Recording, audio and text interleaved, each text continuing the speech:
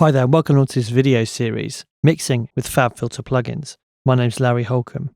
As well as making Groove 3 videos, I'm also a producer and DJ in my own right as well. I have a project called Get To Know, you can see that here. Now in this video series we're going to be working on a track of mine called Complicated, which is featuring Femi Santiago, really great singer I know. I've got the finished mixed track here, so let's have a little blast. You can hear what we're going to be working on. So as I said, this is the track I've gone through and mixed, so it's going to sound very different to what we're going to listen to afterwards, which is all the raw audio files.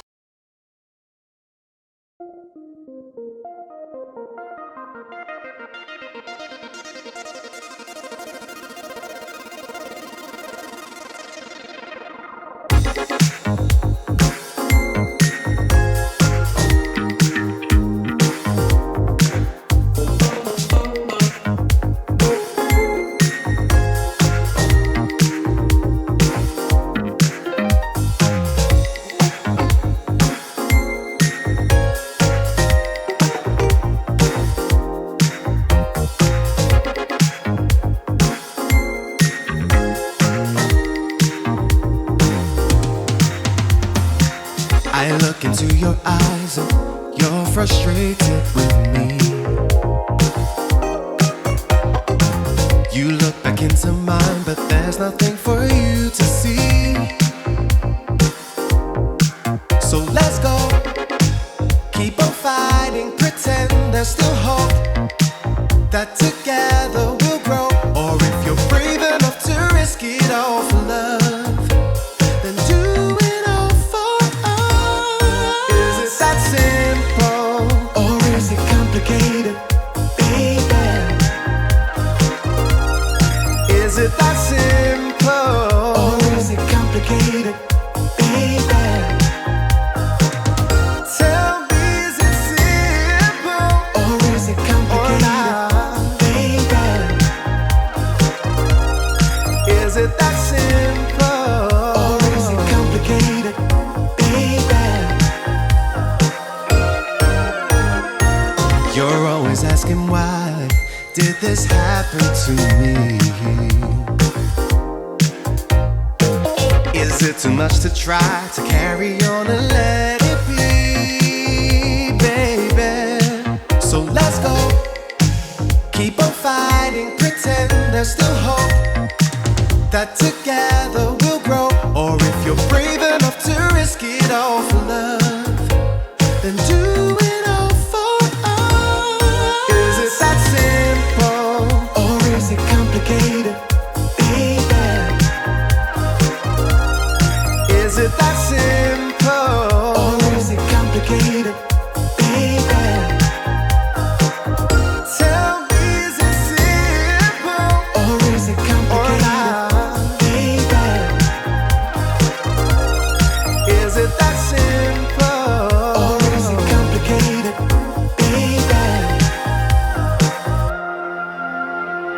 Take that leap of faith, jumping right away and fall into me, baby. Take that leap of faith, jumping right away and fall into me. Take that leap of faith, jumping right away and fall into me, baby. Take that leap of faith, jumping right away and fall into me, yeah.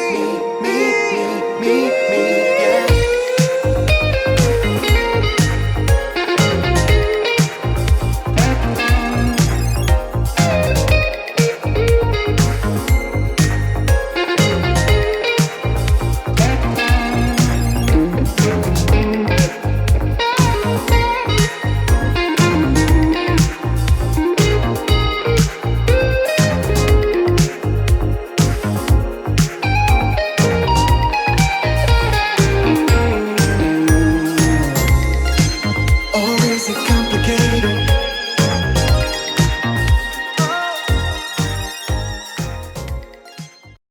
Okay, so there you go. That's the final mix down, and that's a track we're going to be working on.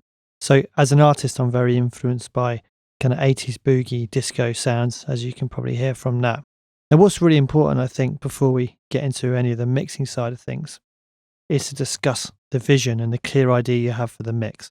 So for this track, at the time, I was listening to a lot of this artist, Kashif, who sadly passed away last year. He also produced a lot of great music from the 80s era that I'm very influenced by. And I kind of wanted to make something which had a little bit of a vibe of this track, I Just Gotta Have You.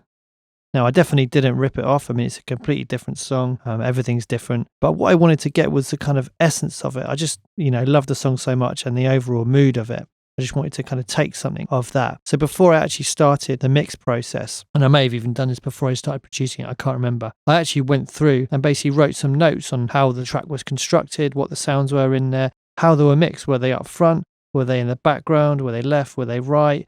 What kind of effects did they have on them?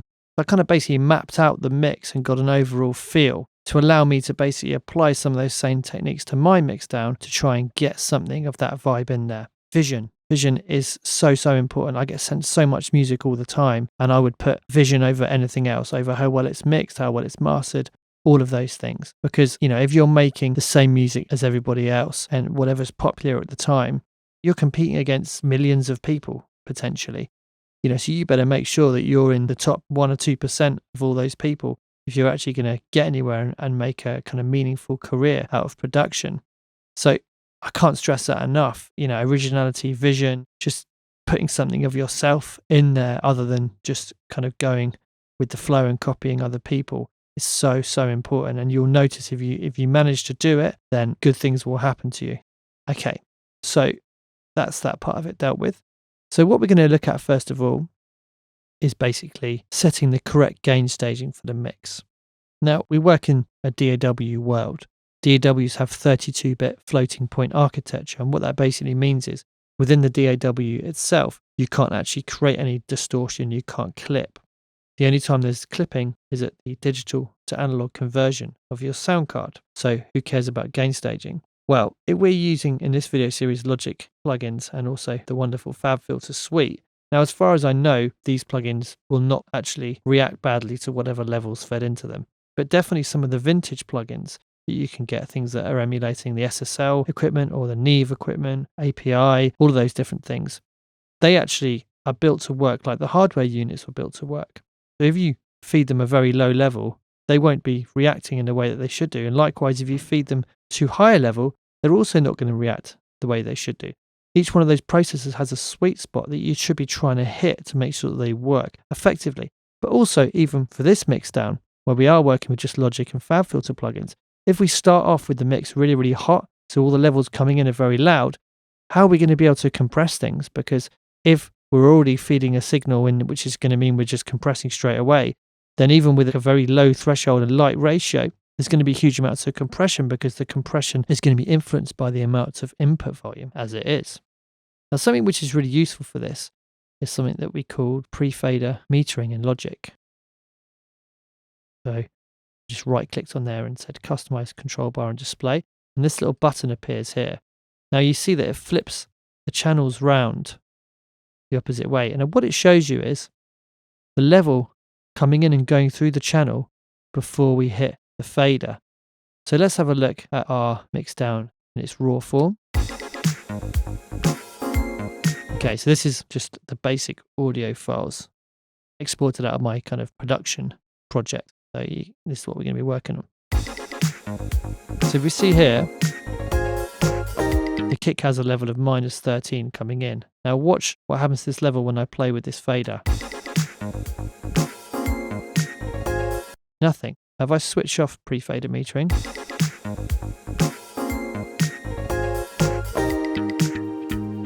Now the level will actually change according to where this fader is. Now what's the point in that? Well, the point is that it means you can check what's coming into the channel. So this is now, because we've got no processing on, before we've applied any processing. So I know that if we have a huge amount of level coming here and there's no headroom and it's distorting, as soon as I put a compressor on, it's going to be compressing straight away and there's going to be no headroom to work with, basically. We want to have headroom at all parts of the process so we have flexibility to work on the sound, but we don't want to have too much headroom because, as I said, some plugins don't want to be fed a level which is very, very low. Okay, so as a general rule, it's a good idea to have the kick coming in at about -10. So you can see here with pre-fader metering on, I'm coming in at about -13. Now having a look at my stereo output,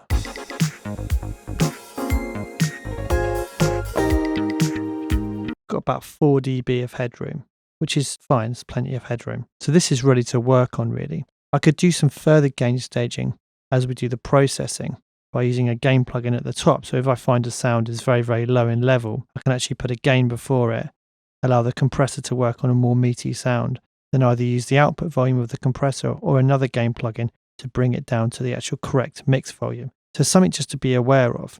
But if you get this mix down, say from a client, if you're doing mixes for other people and everything's, almost maxed out in volume, then pre-fader metering will show you that, and it will also allow you to kind of bring on gain plugins and actually gain stage it so you've got some headroom to work with. Okay, so now we've gone through gain staging. In the next video, we're going to have a look at color coding, grouping our tracks, and also fixing any pre-mix issues, and also evaluating our tracks and starting off the initial process of formulating a mix. Thanks for watching.